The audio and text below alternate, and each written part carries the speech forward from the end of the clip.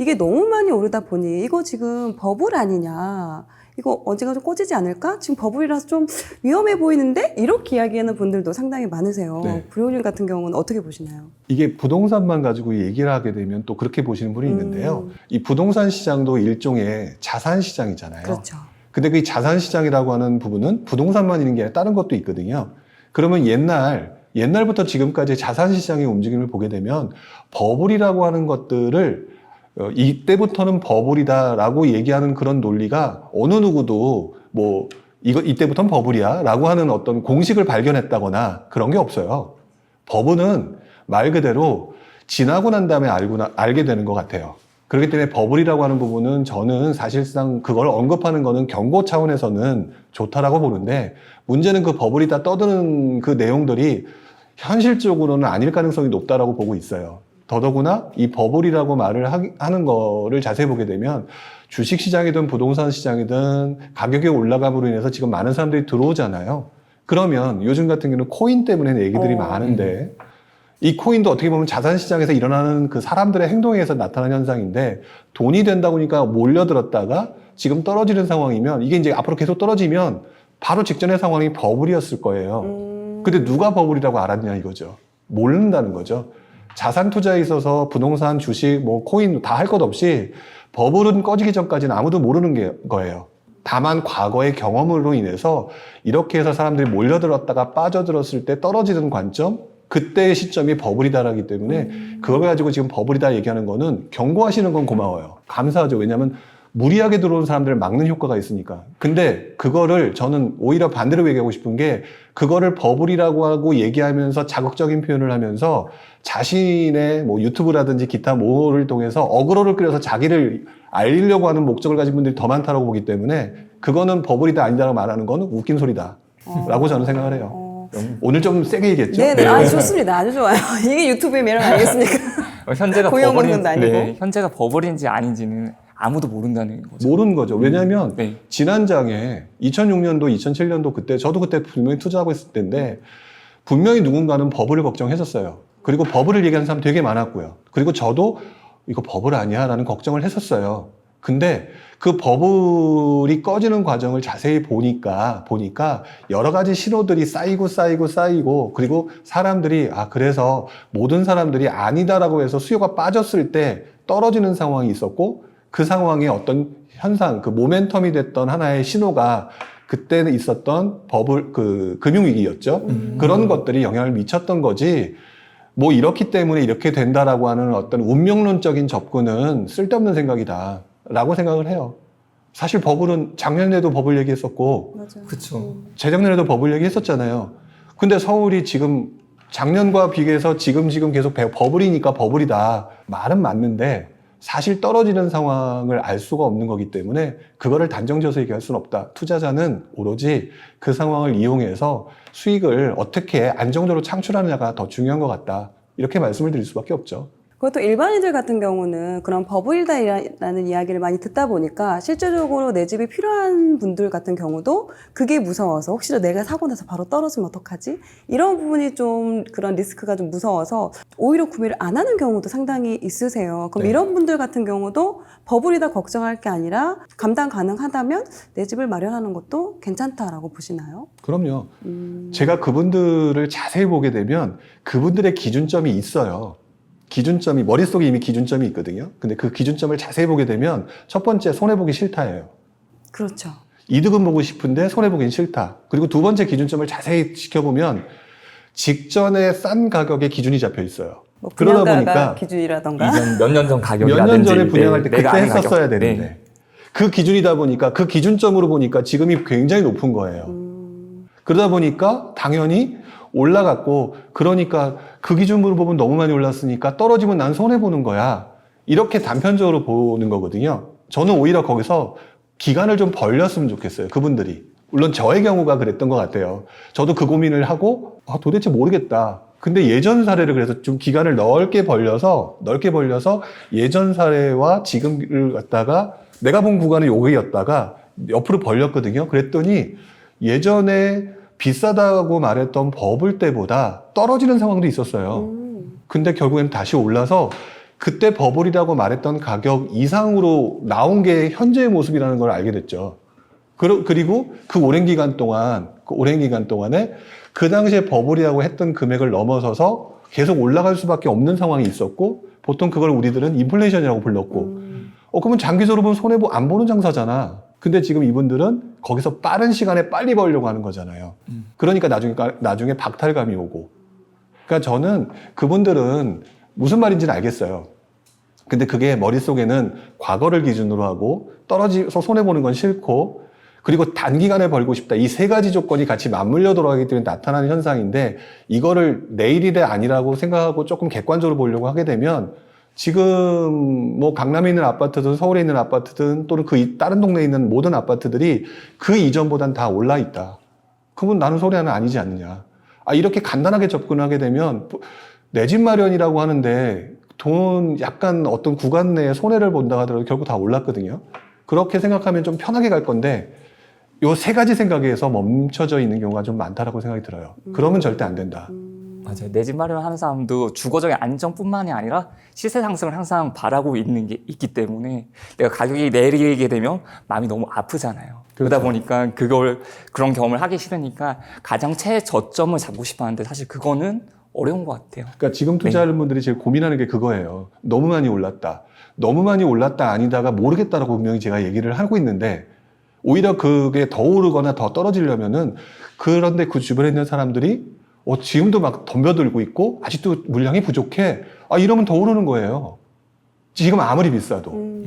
그 부분을 봐야 되는데, 지금 머릿속에서는 그런 현상을 보려고 하는 게 아니라 내 머릿속에 있는 뭔지는 모르지만 박혀있는 기준점이 떨어지면 안 되고 자꾸 이런 것들에 얽매이니까 시장을 조금 객관적으로 보지 못한다는 거죠. 저도 시장의 무조건적인 상승론자가 아니거든요.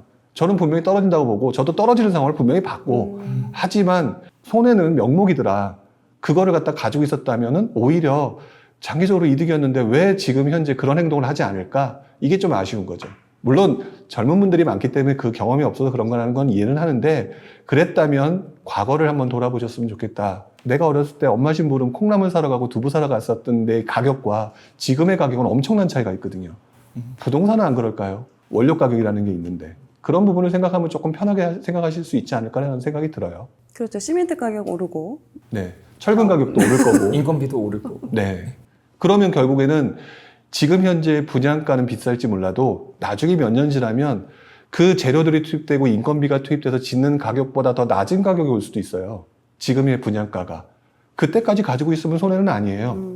그리고 그렇게 한번 사고 난 다음에 샀으니까 이때 부동산 관심 생겼잖아요. 맞아요. 그러면 그때부터 열심히 보면서 새로운 걸 경험하고 느끼고 하면 지금 있는 관점보다, 눈이 하나 있을 때 보는 관점과 눈이 두 개 있을 때 보는 관점의 시야가 넓다는 건 다 알고 계시잖아요. 똑같은 거예요. 경험을 하나 더 늘려야 시야가 넓어지거든요. 그분들은 지금 그거를 단계를 안 겪어보셨다라고 말씀을 드리고 싶어요.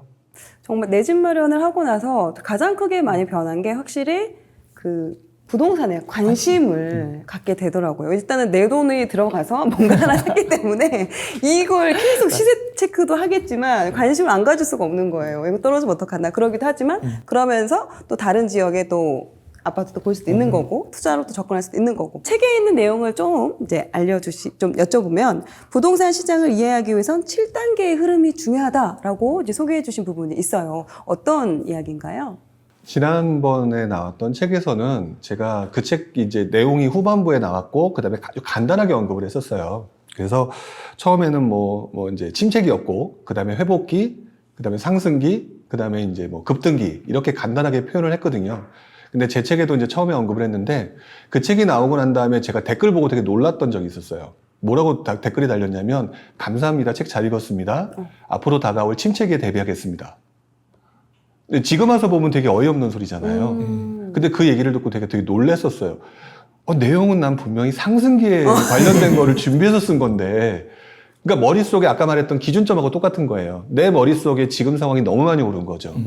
근데 지금 와서 보니까, 경험이 드니까 지금 그거는 오른 게 아니었잖아요. 그렇죠. 이제 지나와서 보니까. 그러니까 경험이 없었던 사람들이 그렇게 하는 걸 보고, 그거를 조금 더 자세히 풀어야 되겠다라는 생각을 했었어요. 그래서 그 4단계로 나눴던 부분을 조금 더 세부적으로 좀 정리를 했고요. 그래서, 침체기, 그 다음에 회복 준비기, 이제 회복하기 전에 회복 준비기, 그 다음에 회복기, 그 다음에 상승기, 이제 상승을 하면 그 다음에 이제 확산을 하잖아요. 아. 그 확산기, 그리고 지난번에 있었던 급등기, 그 과정 이후에 쇠퇴기, 이런 식으로 사실 더 세부적으로 나눌 수는 있겠지만 어떻게 이렇게 못 자르잖아요. 큰 흐름으로 이렇게 7단계로 나름대로 8단계도 만들어 보고 싶었는데 제 머릿속에서는 그 정도밖에 생각이 안 나더라고요. 그래서 한 그렇게 7단계로 나눠서 요 단계에 어떤 현상이 일어나는가, 뭐 이런 식으로 해서 지난 장의 경험, 그다음에 이번 장에 지금 경험하고 있는 내용들을 좀 뭉뚱그려서 좀 정리를 했죠. 그러면 지금 현재 그 7단계 중에서 지금 현재 분위기는 어느 정도 단계에 와 있다고 보세요? 아까 제가 말씀드렸던 게 이제 침체기부터 쭉 해서 이제 쇠퇴기가 있잖아요. 그 이제 전전 단계 정도인 확산기와 급등기의 전후에 와 있다라고 생각해요. 그러니까 정확히 뭐다라고 말씀을 드릴 수는 없다. 왜냐하면 저도 시장이 어떻게 바뀔지 모르기 때문에. 근데 지금 상황을 자세히 한번 보게 되면 확산기라고 하는 부분은 지금 얼마 전까지는 서울이다라고 얘기했다가 지금 경기도로 분위기가 넘어갔잖아요. 그리고 경기도도 조금 주춤하는 듯 하면서 경기도 외곽 지역과 인천 지역으로 인천까지. 넘어가고 있는, 결국 확산기라고 하는 부분, 그 다음에 이제 급등기라고 제가 표현을 했지만 그 급등기라고 하는 부분이 사실 안 올 수도 있어요. 왜냐하면 정부가 또 어떻게 할지는 모르는 거니까. 하지만 지금 현재 상황에서는 확산기에서 급등기로 넘어가는 그 중간쯤에 있지 않을까라는 생각을 하는 거죠. 제가 원래 급등기라고 하는 표현을 쓰는 가장 큰 이유는 패닉 바잉 현상을 제가 적어 놓은 거거든요, 원래는. 그러니까 패닉 바잉 현상들이 주로 누구에 의해서 나타나냐면 젊은 분들에 의해서 나타나거나 그동안 집을 사지 않았던 사람에 의해서 나타나는 경우가 많다라고 보거든요. 지난장에도 그랬고. 그래서 만약에 급등기가 올 수도 있겠구나라고 생각을 해서 지금은 확산기와 급등기에 그 사이 어딘가에 있다라고 생각을 하고 그 집필을 했었어요. 아마 지금 들으시는 분들은 내 집 마련을 준비하시는 분들도 있을 텐데 네. 만약에 확산기랑 급등기라고 하게 되면 이 다음이 쇠퇴기잖아요. 네. 그럼 많이 걱정을 할 것 같아요. 지금 집을 사야 되나? 이런 걱정을 할 것 같은데 제가 지난 네. 1년간 네. 말씀하신 질문을 많이 받으셨죠? 정말 많이 받으셨을 것 같아요. 네. 저도 성향 자체가 그 굉장히 뭐 흔히 말하는 진취적이거나 뭔가 이렇게 대응을 하면서 엄청나게 막 뭐 나를 따르라 뭐 이렇게 나가는 스타일은 못 돼요.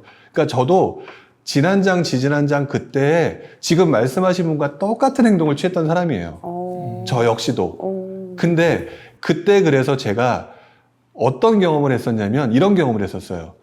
그래서 떨어지면 어떡하지라는 걸 걱정하고 주저주저 했더니 오르고 있더라고요.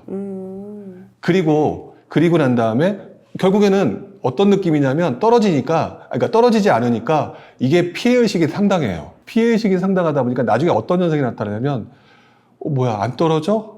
사야 되나? 근데 그때 뭔가 시장에서 무슨 현상이 딱 나타나게 되면 우르르 몰려 들어가는 패닉 바잉 현상이 나타나더라고요. 그래서 저는 그런 분들한테는 왜 자꾸 그렇게 생각하느냐. 그리고 떨어진다고 하더라도 너 집 구했잖냐. 그리고 떨어지더라도 너 감당할 수 있을 만큼 샀으면 일단 편하게 살아라. 어차피 그동안의 상황이 올라가고 있었으니까. 그러면서 열받았으니까. 떨어졌으면 열받잖아요. 공부하게 될 거다. 그때 열받아서. 그러니까 걱정하지 마라. 이렇게 얘기를 보통 항상 하는 편이고요. 그리고 또 재밌는 거는 이게 쇠퇴기라고 하면 이 사람들은 이게 한국 사람의 문제인가 수능 시험인 줄 알아요. 정답이라고 생각하시거든요. 쇠퇴기라고 하는 거는요, 흔히 하는 말로 어떤 지역의 큰 흐름이에요. 근데 우리나라 땅덩이가 세계랑 비교하면 좀 작은 땅덩어리지만 우리나라 땅덩어리를 걸어서 하루 만에 다 갈 수는 없는 땅이에요. 그러면 상승하는 지역이 있으면 하락하는 지역이 있는 거고 하락하는 지역이 나타나게 되면 상승하는 지역이 있을 거예요. 그러면서 이제 이 책에도 그 내용을 써서 잠깐 언급을 했는데 2008년 금융위기에 하락장이라고 생각해서 패닉 바잉 현상이 나타났고 그때 많은 사람들이 하우스 푸어가 있었어요. 맞아요. 그분들의 상황을 보면서 지금 두려워하는 건데 그분들 자세히 보게 되면 냉정하게 뒤늦게 영끌에 사신 분들이에요. 영끌에 사셨는데 누군가는 그냥 감당할 수 있는 수준으로 하다가 그때 상승장이 시작되는 침체가 굉장히 오랫동안 빠졌던 부산 대구장 지방장에 들어가셔서 누구는 벌고 있는 장이 왔다는 거죠. 즉 아무리 작은 땅덩어리라 하더라도 어느 지역이 상승하다가 꺾여진다고 하더라도 분명히 나는 투자할 때가 있다. 근데 제가 책에서 침체기 다음에 막 올라가다가 쇠퇴기가 올 거야 라고 했더니 그 책에만 딱 공식화시켜서 쇠퇴기가 오니까 난 도망가야지. 이건 말이 안 된다는 거죠. 이 7단계가 전국적으로 봤을 때 어디 올지 모른다는 거죠. 지금 서울 수도권 지역이 확산기랑 급등기라고 할지라도 다른 지역에서는 이미 쇠퇴기가 지나고 회복 단계가 지나갔을 수도 있는 거고 그렇죠. 그렇게 볼 수가 있는 거겠네요. 그렇죠. 예를 들어서 극단적인 경우는 그런 경우예요. 지금 우리가 잘 알고 있는 군산 지역이 있어요. 네. 네. 군산 지역은요, 그게 이제 전체적인 사이클을 따지기 이전에 여러 가지 이유로 그 지역이 지난 몇 년간 엄청나게 안 좋았던 장이에요. 맞아요. 뭐 그 이유를 뭐 얘기하게 되면 뭐 일자리가 사라졌고 뭐 되게 많은 얘기가 네. 있었잖아요. 그래서 지난 몇 년간 엄청나게 안 좋았으니까 그 지역 분들은 아, 이젠 끝났어라고 생각했던 보통 모든 동네가 그래요. 근데 잘 생각해 보게 되면 군산이 우리나라가 아니거든요. 다른 지역에 투자하고 있던 사람들이 투자처를 찾는 과정에서 움직였었잖아요. 그 움직이는 과정에서 누군가는 군산은 아니야. 특히 이제 그 지역에 사시는 분들은 군산은 아니야 했던 분들이 더 많았을 거예요. 근데 군산을 상승기로 만든 게 지금 유동성장 때문에 그렇게 됐다라고 볼 수도 있겠지만 어떤 지역이 침체장이었다는 사실을 한 누군가는 그렇다면 이제 바닥을 찍었고 움직일 수밖에 없지 않을까라고 하는 차원, 당연히 그 지역이 분양을 했겠냐고요, 그동안. 그렇게 침체 상황에서. 그런 상황에서 그 지역 나름대로의 올라가는 분위기를, 그게 유동성이든 아니면 공급 부족이든 간에 그런 상황이 만들어졌다라고 하는 거는 또 다른 기회인 거거든요. 그러니까 단순히 제가 상승신호, 하락신호라고 해서 7단계를 얘기를 하지만 이거는 큰 그림으로 보는 거고, 투자는 그 큰 그림 속에 이걸 것이라고 하면 미시적으로 들어가는 거예요. 미시적으로 들어가서 거기서 이 상황이니까 나는 앞으로 상승장이 지금 들어오면서 내가 너무 많이 올라서 들어가지 못하는 지역을 벗어나 다른 지역을 어떻게 하겠다. 지금 그 현상들은 다양한 곳에서 나타나고 있죠. 그래서 저는 쇠퇴기이기 때문에 준비하겠습니다라고 얘기하는 사람들은 너무 빨리 자신의 기회를 버리는 사람이다 라고 생각을 하고요. 하락장이 와도요, 저는 예전에도 저도 회피할 방법을 찾았는데 이제는 몇 번 겪다 보니까 어떤 느낌을 갖고 있느냐, 드디어 왔구나. 기회다. 박앤세일의 시대. 아, 근데 박앤세일의 시대 이 바로 직전에 연끌을 했던 사람은요, 그 시점에 무너져 있어요. 못한다는 거죠. 우리 이미 알고 있는 내용들이 있으시잖아요. 누구는 IMF 그때 강남의 꼬마 빌딩 헐값에 샀더니 지금 엄청 벌었대더라. 2008년 금융위기 때 주식을 뒤늦게 떨어지고 난 다음에 샀더니 엄청나게 올랐다더라. 원칙대로 하게 되면 그 시장은 침체장이에요. 근데 누구는 그걸 통해서 박앤세일 시기로 변형시켰잖아요. 그렇게 해야죠. 정말 다른 사람들이나 일반적인 사람들이 생각하는 거랑 조금 반대로 생각을 해야지 그럼요. 그렇게 할 수가 있겠네요. 그렇죠. 근데 이제 본인의 시야가 아직 좁고 넓게 생각하지 못하니까 눈앞에 보이는 거에만 얽매여서 움직이고 있는 시장인 것 같다. 근데 그거는 뭐 저도 그랬으니까 당연하다. 이해는 하지만 어쨌든 그래서 책으로라도 어느 지역에 오르니까 살아라고 하는 책보다는 이렇게 움직이니까 여기서 조금 더 공부해서 이렇게 사람들이 움직이더라. 그러니 당신도 이렇게 해서 지금같이 어려운 세상에서 돈을 벌 수 있는 기회를 한번 스스로 만들어봐라. 약간 이렇게 접근을 하도록 말씀을 드리고 싶은 거죠. 그나마 방향성으로 얘기한다면 구축 투자가 유리해요, 지금은. 왜 그러냐면 지금 일단 조금 좁히기 위해서 지금은 갭 메우기 시작이다. 더더구나 정부가 신호를 하나 또 줬죠. 대표적인 신호가 얼마 전에